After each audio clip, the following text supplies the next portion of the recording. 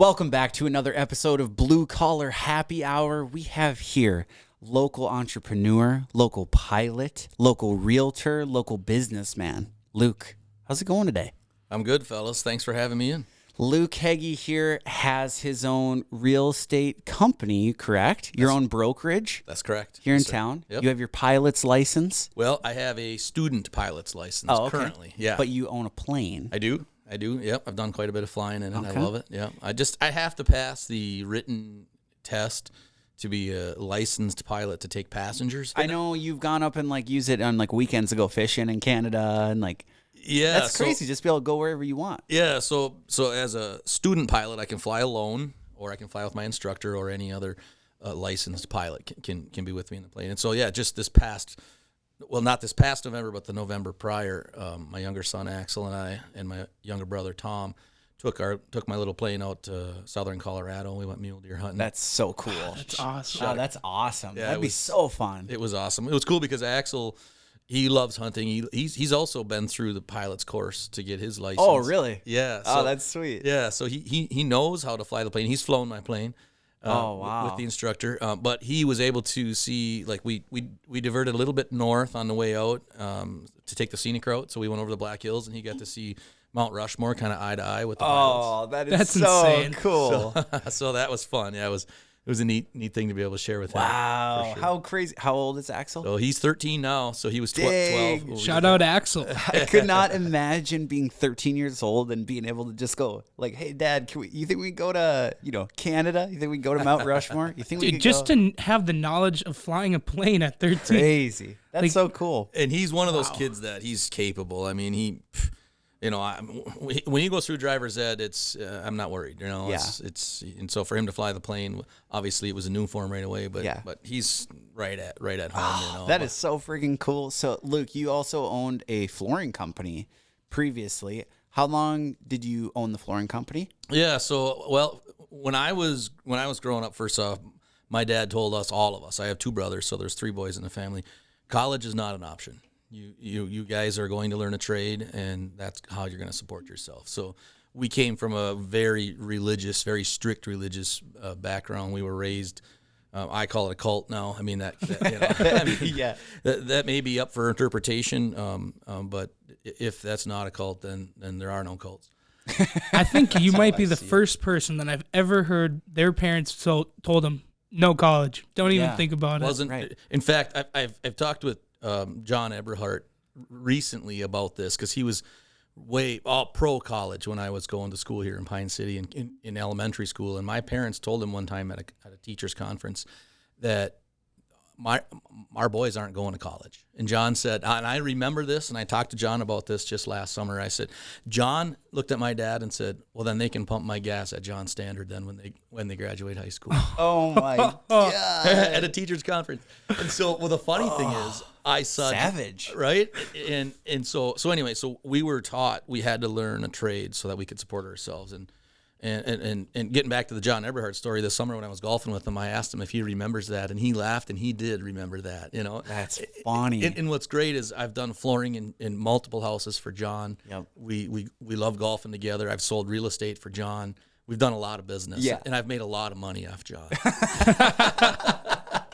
That's for being savage to your parents. And he just, he owned it, and he's like, you know what? And he's not even encouraging his grandson to go to college now. So Yeah, there's this whole shift, and it's becoming increasingly rarer and rarer that people actually know how to do a real trade job of any sort. Getting dirty with your hands. The general conception is just pay for someone else to do it. Right. I don't have to Right. worry about it. Right. It's going to be cheaper in the long run. That's everyone's kind of ideology now. And so now we're in this weird place where we're able to talk about, blue collar stuff with local entrepreneurs because it's becoming more and more rare. No question about it. Oh, it's crazy. Yeah. So how long did you have the flooring company for? Okay, yeah. So basically, I graduated early from high school. 16 years old, I got my diploma. But I did homeschool before homeschool was cool. There was no internet even. We did it. Really? Yeah, I mailed it. So I only went through 8th grade. I went to 8th grade in North Branch after living out on the East Coast for a few years, and then just did homeschool from there. In 1 year, I just did all the correspondence and got my diploma so I could be done. I was worried my parents were going to send me back to school, so I wanted to hurry up and get my diploma so that I was done before they changed their mind. So then as soon as I had my driver's license, I went to work helping a guy carry his toolbox in laying carpet. Oh, wow. So you've been doing it since what? Since I was 16. Damn. 1994 is when I started laying Wow, carpet. that's crazy. So when did you decide, like, I want to make the jump? I want to buy my own company. Yeah, it's a good question. So when I was learning as a helper, as I started to kind of get the hang of it, if we had a small day or we just needed like to do a bedroom in somebody's house, the guy that was teaching me, he would just say, take the van, take the tools, you can have the $150 for the job, and then he'd take the day off. Mm-hmm. And so once I got comfortable enough to where I thought I can do these all on my own, I just started going to other flooring stores and giving them my number and saying, if you guys have any jobs, let me know, I'll come and do them. So eventually I had more side work than I did need to continue to work with him. And yeah. So I worked as an installer for multiple different stores for like 6 or 7 years. Probably worked up in Duluth for quite a while. I built my first house up in Solon Springs, Wisconsin when I was 18. Yep. And so I worked up there, and it really came back to Pine City in 2001, and I was doing some work with Harley Johns a little bit, installing for him at Carpet Unlimited. He started that in 1974, and just really good local guy, local family, good people. And he taught me a lot of things. I'd already been doing flooring for like 10 years, but he taught me stuff that I didn't already know, and I kept asking him, when are you going to retire? Because I want to buy your business. Yeah. And he always had the same answer. I'm never going to retire. And he never did retire. He passed away. Oh, wow. And after he died, his widow then called me and asked me to buy the business. Wow, that's crazy. I did not even know that was the origin behind Carpet Unlimited. Yeah. How long did you own it before you sold it? So before I bought Carpet Unlimited, I started Pro Direct Flooring here in Pine City too, to where I was selling out of the four-way stop there next to Chubby, where Chubby's was, and State Farm, and that little corner office. I had a little carpet store in there. And the reason I wanted to put it there was because anybody going to Carpet Unlimited had to go past my office first. So, Yep. So I was getting some business that The way. marketing tactic. There you go. Yeah, yeah. That's funny. So when I bought Carpet Unlimited, I just closed Pro Direct Flooring because he was way more established. And so I bought that in 2008, and then I just sold it a year ago. Right now is when we sold the business. Dang. How long did you have it from start to finish? So I started Pro Direct Flooring in 2001. That's when I was selling and installing, and then bought Carpet Unlimited in 2008, and then sold Carpet Unlimited in 2022. So what is that, 14 years? Damn. That's crazy. So obviously flooring is a lucrative business. Like, there's plenty of people in the flooring industry. At what point are you like, maybe this isn't something I want to do forever, and I want to sell this, I want to move on to something different? Obviously, a lot of scenarios you don't see where people are sick of it, but what was the reason? Well, yeah, good question. So for me, I started installing at 16. So installing floors for 25 years is tough on you, right? Yeah. My knees and back get a little sore. And really, in a small community like this, you can only install so much flooring yourself per day, no matter where you live. But in Pine City, you can only sell and install so much per day, Right. per week, per month. And the best way to make your living here doing that type of business is installing what you sell yourself, because then you can make sure it's done right. And once I realized I don't want to install every day, it's time to kind of look for something else. Yep. But besides that, selling real estate has always been something I've done too. Before I got my real estate license as a salesperson, I bought and sold my own properties, lots of them, did developments, built homes and sold those. And it's kind of funny. I actually think over my entire flooring career, I probably made more money selling real estate than I did doing flooring. That's crazy. So my side job was a better income earner than my flooring store was. I think that's the goal. Yeah. Like, if you can have a side gig that just takes over your main gig, you're winning in life. Something's going right for you. 100%. That's exactly right. Yeah. And so when I went through my classes to get my real estate salesperson's license, to me, it was the most boring class, because I thought, doesn't everybody know this? Right. Because I had bought and sold over 20 properties of my own prior to the class. Yeah, so you already know how the inspections work, how the fees work. You already got it down. Yep, exactly. And so that was a pretty natural transition. But the thing I thought, if I get my license, I'll be able to find all kinds of deals, and I'll be able to flip more houses and split more land and do more deals. But it kind of worked in the opposite. First off, when you have a real estate license and somebody contacts you, you're a fiduciary for them. So you have to do what's best for them. So like if you called me and said, I'm thinking about selling my house, as you called me because I'm a real estate agent. I can't show up and say, you know what, I'll give you $140,000 today. I can't do that. Right. I have to say, all right, I think I can get you this much, and the more I can get you, the better it is for you and me, versus try to get it from you for cheap. Right. Right. Oh, that's crazy. I didn't even think of that, because I'm sure there's a reason why all these rules are in place, because think of how many people just took advantage of hundreds of thousands of people just because they can. Absolutely. A lot of people just don't understand the rules of real estate either. Absolutely. So, or necessarily market values. When prices were skyrocketing last year, 2 years ago, I'm sure, think of how many people just bought all these properties from older folks that just don't know what the market's doing. That's right. And then just flipped it instantaneously for triple what they just bought it for. In every market, it's an up market, a stable market, and a down market, there's money to be made. And there's a lot of people trying to make money on everyday homeowners. But the average person only buys and sells a home every 7 years. That's the average. Okay. And I think in this area where it's a little more rural, it's less. Yeah. People tend to stay a long time. Well, you get a lot of homesteading where it's like a whole farm, and now it's like a generational thing, and then there's pride attached to this land. Exactly. Yeah, exactly. So what I find is really important. A real estate agent is no different than like a sports agent for a professional athlete. Mm. The reason that athlete hired that agent is because that agent at the end of the day is going to put more money in that athlete's pocket than if that agent wasn't there. Mm-hmm. And that's my job. Now I'm not a salesperson, I'm a broker. And so I have salespeople that work with me now, and they are out. And I can also sell your house and list your house, but now my main job is to help teach the agents that work with me how to be better at helping our clients. Yeah. And that's sweet. So that's the thing. A lot of times, somebody will call and say, I want to list my house. What's your commission? Well, and my answer is always the same. The commission really is not the most important part. The most important part is you find an agent that's going to get you more for your home than any other agent. Right. And if I'm more expensive than my competition, but at the end of the day I put more in your pocket at the closing, isn't that what matters? Oh, absolutely. 100%. Because you see a lot of this too. So my wife, obviously, was doing real estate for a while. She doesn't anymore. She just wanted to do nursing full time now. Good for her. Yeah. But when she was doing real estate, you see a lot of these agents that are like super low commission, but then they don't do anything with it. Like they don't get nice photos. You get like iPhone photos of the whole place. And it's like, this place looks like shit in the photos, but it's awesome when you go there. Right. So you pay low fees, you get low quality. Well, let's face it, marketing most of the time. Do you want somebody negotiating your biggest financial investment of your whole life that can't even negotiate a fair price for themselves to work for you? Right. It's a damn good point. I mean, so unreal. You are a salesman. Well, I mean, it's just either either you know how to sell something and help people with what they want, or you're just trying to make an easy buck. Exactly. So now, in that same kind of regard too, like how do you have employees now that work for you doing the real estate side, and obviously you had employees doing the flooring.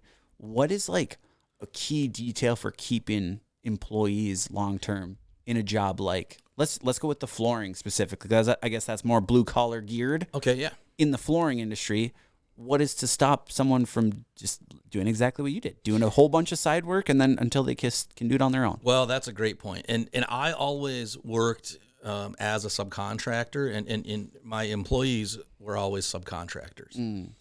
And so for multiple reasons. For one, they're liable for themselves and their own insurance and those type of things. Yep. But also we get busy and we get slow in the industry. And so if I'm slow at Carpet Unlimited in Pine City and my installers need to stay busy, they can go to Mora or they can go to Rush City or Forest Lake or wherever else, and they can also subcontract jobs for those people. Nice. Okay. So that's just the way that industry works. Yeah, that makes a lot of sense, because then you don't have people relying on you for hours. Because with the business I work with, that's a big deal. If we don't have a job, nobody's working, nobody's making money, and you kind of feel bad. Yeah, for sure. So when someone can just go off, find someone else to subcontract a job, that makes a big difference for everybody. It does.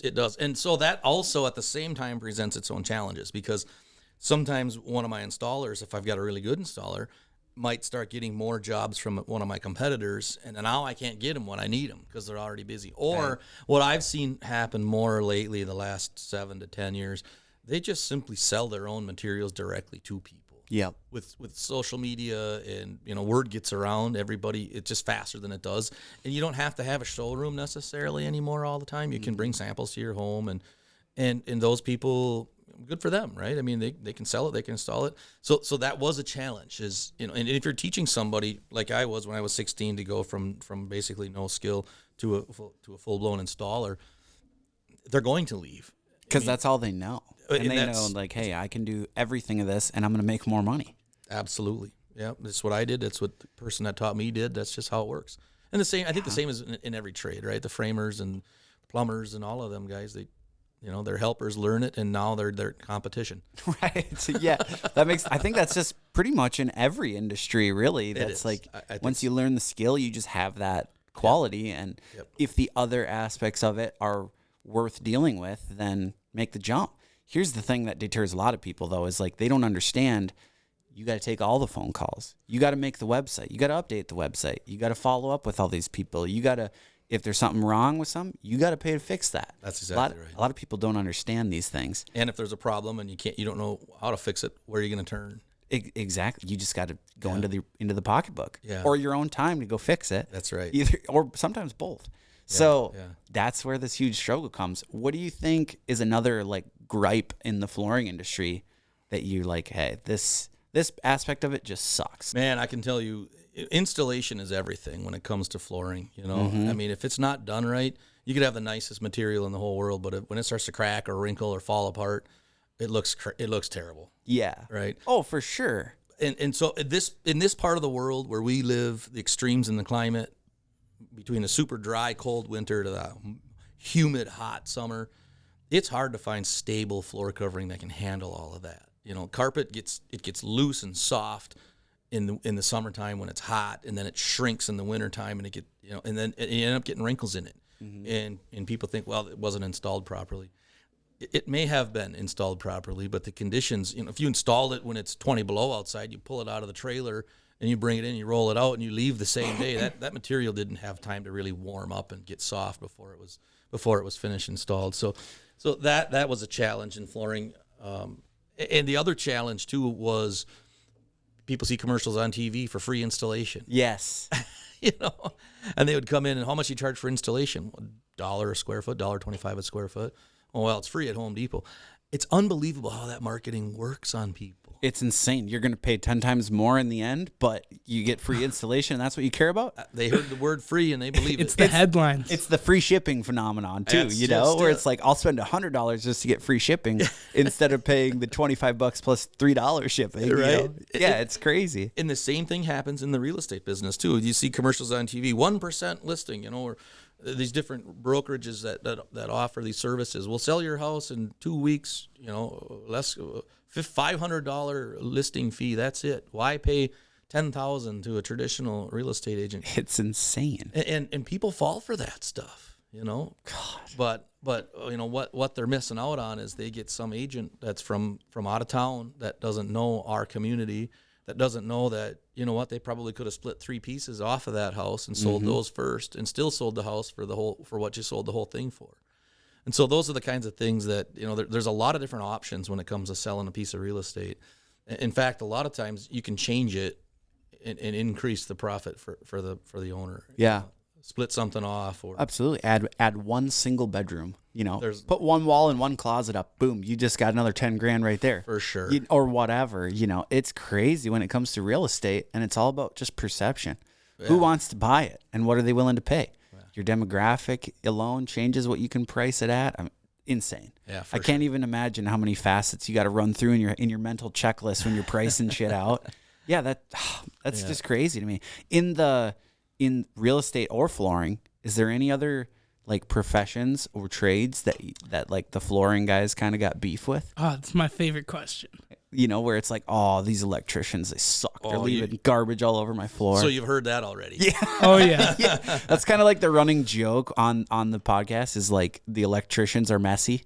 That's kind of what everyone says. I've got some really good friends that are electricians. You do too. We do too, yeah.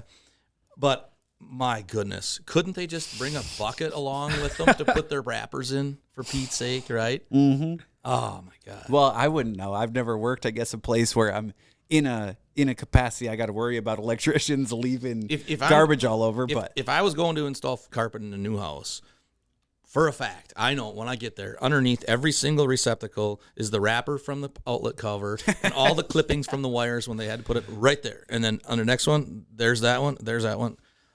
I mean, all they need is a little bucket to just put it in as they make a mess, right? So the first thing we've got to do is sweep up after the electricians. Hey, you electricians, you heard it here first. Bring a goddamn bucket with you. That seems pretty simple to me, but what do I know? I'm just a flooring guy. That's so interesting to hear that the flooring guys got beef with electricians. The HVAC guys have beef with electricians. How many people are against them? I think it sounds like every trade that's involved with building a house in some way, to some capacity, has beef with electricians. We got to get electricians and engineers got to be the two most hated people in the blue collar industry, I think. And they love sticking up for themselves. If we trash electricians a little bit, I see it in the comments. I see it in the messages. I love putting the memes up on the page of the electricians being dirty. Those are always the funniest because the comments are hilarious. It cracks me up when I see that because it reminds me. It just takes well because first of all we got to clean up their mess and then we do our job. And when you lay carpet in a new house, there's scraps everywhere. Everywhere. Right. So what do? We always pick them all up. When we're done, it's clean. It's done. We don't leave our scraps behind. How come they get to? Or painters. Painters kind of do that too. Even we just had a place built last year, and there's still tape on the ceiling. Really? Like from being painted. I was like, man, that really sucks. Because like when they went to go do the ceiling is a different color than the walls. And the ceiling is where it's at. And you could tell they just right over the top of that tape. You know they saw that blue tape just right there, Geez. Just right over the top of it. Whatever. Yeah. It is what it is. In painters, that's another thing, too, is, they'll come in and paint white woodwork and white doors. Everything looks just perfect. And now I'm bringing in a 400-pound roll of sandpaper, and I've got to get it really nice and tight up against that freshly painted white paint and not scratch it. Yep. Especially when it's stiff as this concrete coming in from outside. Yep. That used to be a problem that I don't miss anymore. Breaking the stuff, wrecking it, scratching it. Yeah. So going from the owner of Carpet Unlimited and then selling the company and then being a real estate broker, do you find your life now being less stressful? Is it a little easier lifestyle? I think in some ways there's a lot less stress. Mainly because, I'm 44 years old now. I've been working a long time. And not that I know everything and that I've seen everything, but I've seen some stuff, and I've been through some stuff. So it's rare that I run into something where I just scratch my head totally, especially because it's real estate that I'm doing every day now. That's my everyday thing. Development. I'm doing a development on the east side of the lake over there, and dealing with people that want to sell homes. That's mainly my everyday thing. And I'm pretty comfortable because I can tell them honestly, no one's been in more homes in Pine County than me. Between installing floors in them and installing floors, real estate, and burglary, no one has ever been in more houses. There we here. go. There we go. I should add that one, huh? Yeah. Give that a whirl. My neighbor actually just got his truck stolen, and it was in like a high-speed chase and burned up on the freeway. Oh, sure, it was stolen first. Yeah, it was stolen. Yeah. Sure it wasn't him driving? No, it was them stolen. Yeah, they were running from the scene, got it on camera. It was on the news. Yeah, pretty crazy stuff. It happens. So it happens even here. Was it one of your buddies or no? I'm not sure. Who haven't I heard from? It's a part of something. How long they been locked up? Yeah, exactly. So. So you was asking about stress. So, yeah. So earlier today, I had an appointment. Super nice lady. She's in a stressful situation.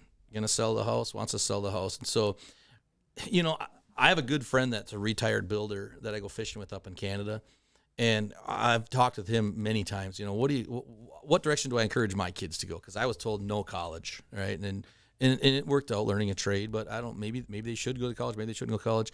But what he did was he was a psychology major in college, and so but he didn't go to be a psychiatrist or a doctor, a shrink or anything like that.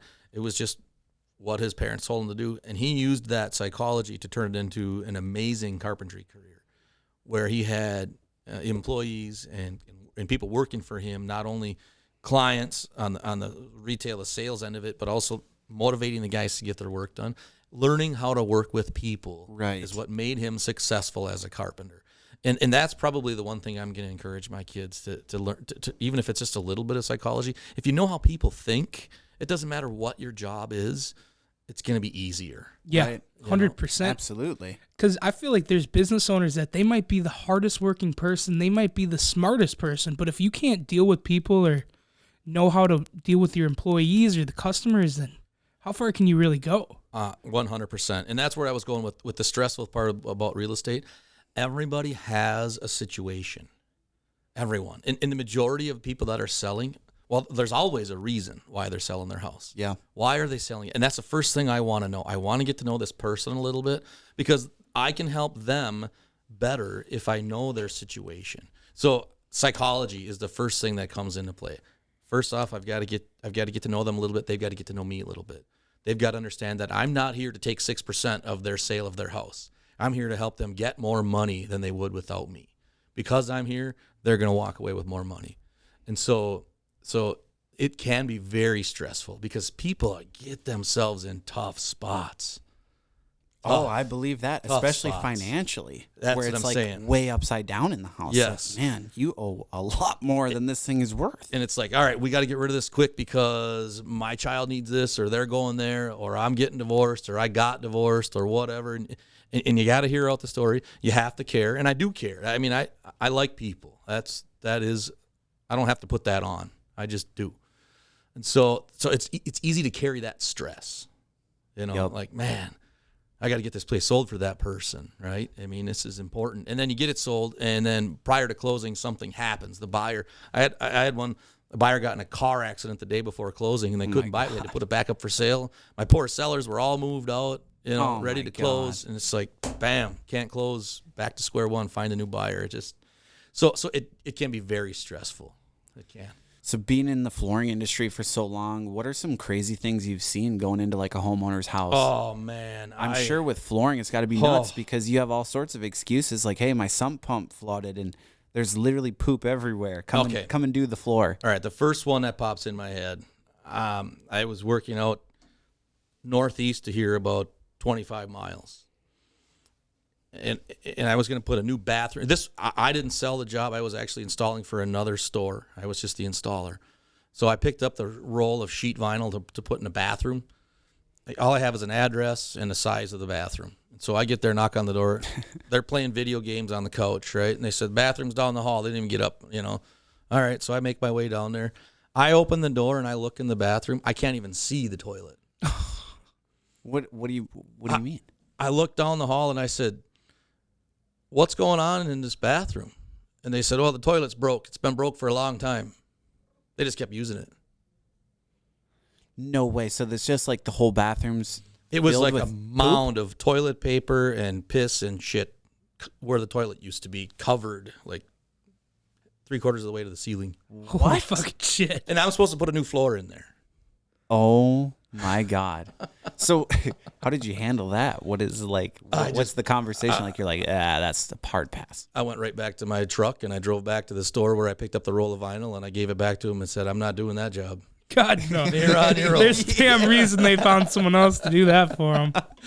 Yeah, I mean, I'm supposed to remove the toilet, put the new floor down, put the toilet back. No. Oh, my God, dude. God. That's horrible. And those wax rings get so nasty on a well-kept toilet, let alone some that they're just living in squalor with. Oh, my God, that's disgusting. Yeah. And I'm sure, especially flooring, like I said, everything ends up on the floor. Everything ends up on the floor. So even pulling up old stuff, getting liquid that wasn't cleaned up, mold. Oh, that reminds me of another one up in Duluth, late 90s.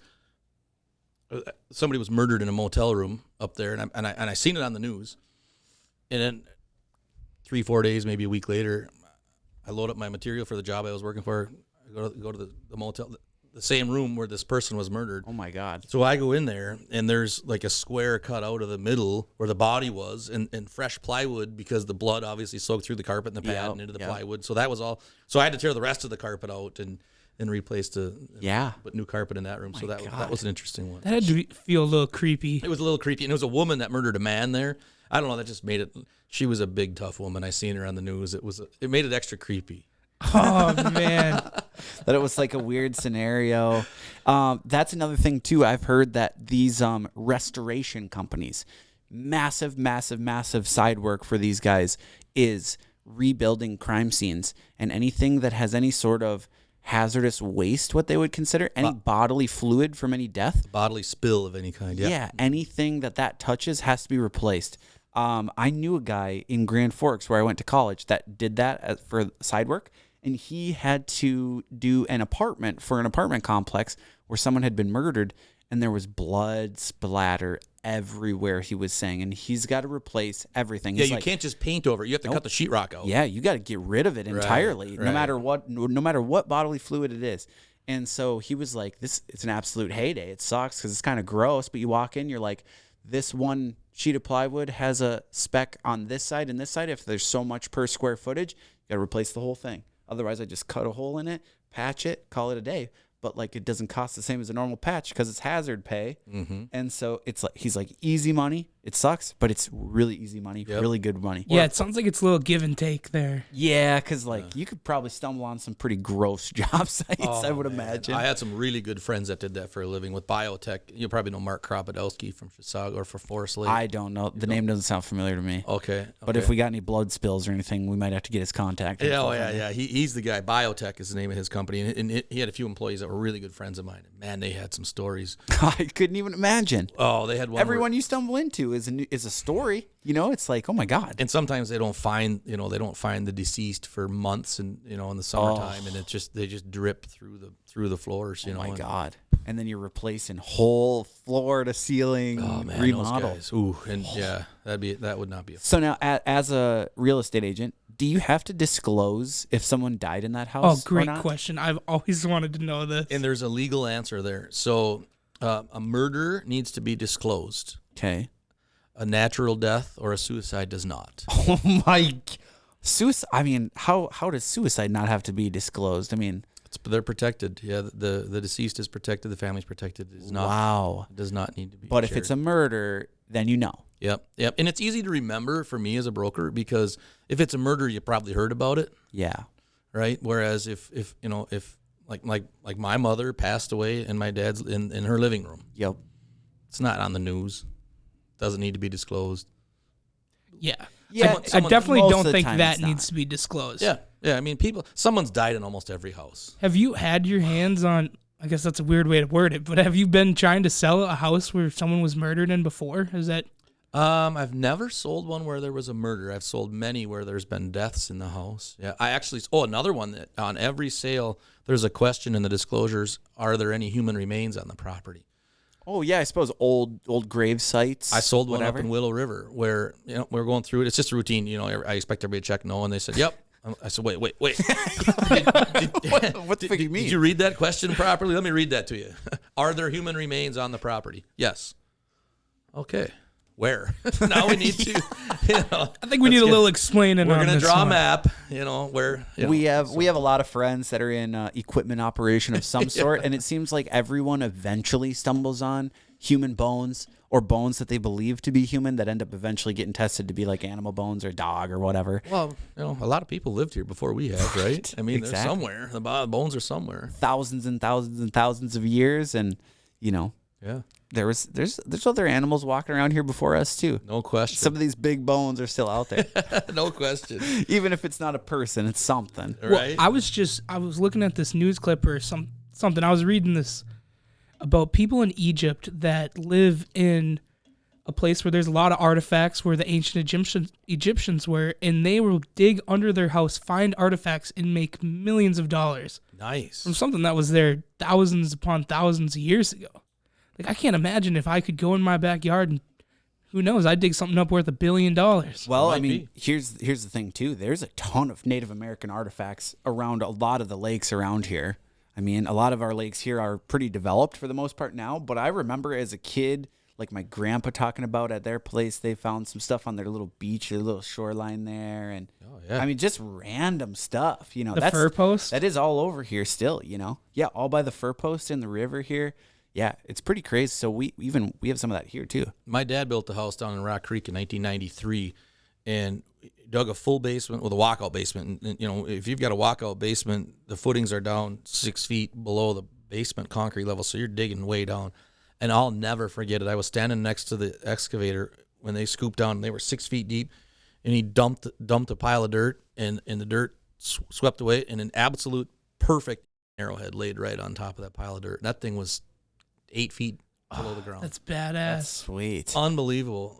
Right next to Rock Creek. So I don't know if they were maybe hunting along the creek, and over all the years, a dirt pile that built over top of it. But that was pretty neat. When I was a kid, like first finding out what the fur post was in general, and then finding out that there were Native Americans here for thousands of years, I figured I could just find an arrowhead like nothing. Yeah, just go looking.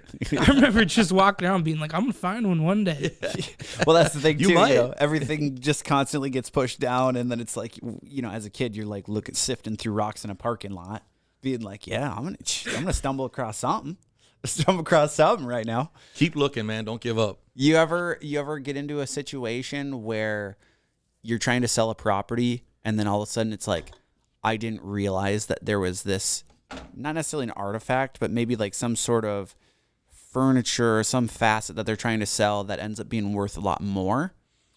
That's a great question. What I have found out many times was there are ways that they can make more money selling their property than what they had thought of.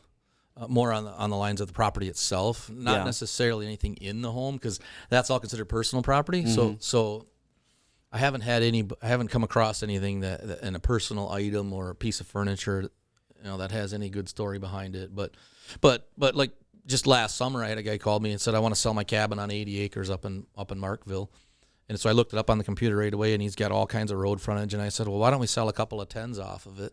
And then I think you'll sell the cabin on 60 for the same you would have sold it on the 80 for. Right. And just like that, we got 60,000 for this 10-acre piece, 60,000 for that 10-acre piece, and then we got 300 for the cabin on 60. And he would have been happy to get 300 for the whole thing. So by changing it, I've helped people get a lot more money out of stuff than they thought of otherwise. Yeah, that makes total sense. Hey, rearrange some stuff here, maybe split this off, call it a day. Right. Or sometimes we'll tear something down, get rid of it because it's an eyesore, and then it makes the rest of it look nice. I bet that's huge. I mean, a huge barn that's gutted out, already falling apart. Right. Get rid of this. Get rid of it. Or a fallen down trailer house, or something like that. Clean it up. And, an old run down trailer house sitting with some woods all around it looks terrible, but tear that out, spend $3-4 grand getting rid of it and clean the site. Now you got a nice clean site with some beautiful woods, and now it's pretty. People want that. That's crazy. So, I mean, we always talk about, with any industry that we dive into, we always talk about like kind of what to expect in the industry as far as like pay, as far as compensation goes. In let's just say the flooring industry. Yeah. If someone wants to get into that, one, how do they get into it? And two, what can they expect to be making their first, year doing it? Great question. So the best way to get into it is just become a helper for somebody, carry their toolbox, and pay attention. And you'll pick it up pretty quick. But it takes a year to be good at what you're doing. But once you know how to install flooring, you can go and you can install for any store. You can subcontract. The insurance is cheap. It's like $1,000 a year for liability insurance. And you can make, if you can't make $600 or $700 a day as a self-employed carpet layer or flooring installer, you're not trying. Really? So there's some serious money to be made here. Really good money. Yeah, really good money. When I was 18, when I went on my own in 1996, my average was $300 a day. That was kind of, if I made less than $300 for the day, I felt like I didn't have a very good day. There's a lot of days where I doubled that, Yeah. And so as an 18-year-old kid in 1996, that's probably the wages, I'm sure, are doubled from then to now. So, and I think it's $600 a day is a pretty easy day for a flooring installer right now. Wow, that's crazy. That's insane. So when you started your first business, obviously you can't just wake up one day and say, I'm a business owner. Did you have a mentor that taught you the ins and outs of business? Did you teach yourself? How did you learn how to pay your taxes? I learned that the hard way, let me tell you. That was something I didn't understand. When I was 18, I at first had my own business installing flooring. At the end of the year, I would take the receipts, paper receipts from my gas and buying tack strip and knife blades and stuff. And, these all add up to X amount. And then here's how much I made. My tax guy says, okay, you owe $14,000. I'm like, $100,000 from 1 year's worth. You're like, what do you mean? And so that was kind of an eye opener. I didn't save for income taxes. So I learned the hard way. I didn't know anything about business. I knew how to install flooring and how to collect check and deposit it and spend it. So it's basically just over time, on the fly. You're just picking up new tricks, learning the way. See, for me, I'm more of I have to suffer to learn my lesson. just like you were saying with the taxes. Like if I need to screw up, no matter how many times somebody tells me something, it will not get through my head until I make the screw up myself. My brother always says, you don't learn until it hurts. I love that. That's exactly how I feel. Right? Well, I think this is a good point to wrap this thing up. Luke, thanks for coming on. Where can everyone find you? What is your real estate brokerage, your real estate company? Where can they go to support you? So Local Realty is the name of my real estate company. My wife and I chose that name because we really think every seller, every buyer can benefit from working with a local agent. And so if you're going to buy or sell a house in Pine City, work with somebody that's from here, that lives here, that knows this market. So Local Realty MN is our website. If you just search Local Realty Pine City, you'll find it. We also have a brokerage over in Wisconsin too. And because I firmly believe in the brand, the agent that runs it, the broker that runs it, Van Murray, he lives right in Grantsburg. He's from there. He knows the area. He does a great job. So Local Realty is the name of our company. Sweet. And we've got several good agents helping us that are locals. Hell yeah. If you want to buy or sell your house in the Minnesota, Wisconsin area, hit up Luke. You got it. We'd be happy to help you guys. Thanks for having me in, buddy. I appreciate it. Thanks for coming. You guys are always a good time. Cheers.